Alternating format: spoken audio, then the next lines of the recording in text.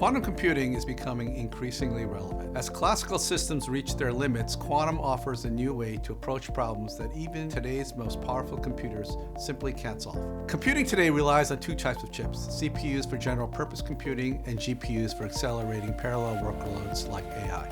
But a new class is emerging: the QPU, the quantum processing unit, designed for problems that fall completely outside of the reach of classical systems. Here are three things to know about quantum computing. 1. Quantum doesn't replace classical computing, it expands the computing stack. CPUs and GPUs will continue to drive nearly everything we use today, but certain challenges in optimization, chemistry, material science scale so quickly and so dramatically that classical hardware hits a computational wall. Quantum computing introduces a new model, one that leverages the unique properties of quantum mechanics to explore a vastly larger solution space.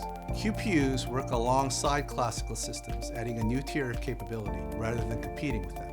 Second, quantum shifts us from approximating nature to simulating it directly. Classical computers estimate natural systems, but those estimates break down as complexity grows. Quantum systems use the same physics that govern molecules and materials, allowing them to simulate quantum behavior directly, not just approximate. For example, in drug discovery, that means moving from trial and error to true molecular design, where researchers can evaluate and refine compounds with far greater accuracy and speed. Third, AI and quantum approach problem solving in fundamentally different ways. AI reasons from data. Quantum reasons from physics. Together, though, they could reshape what's computationally possible. So the bottom line is, quantum represents the next era of computing. Many experts project that utility-scale quantum computers could emerge within the next 5 years, enabling breakthroughs across many industries and unlocking a new investment frontier.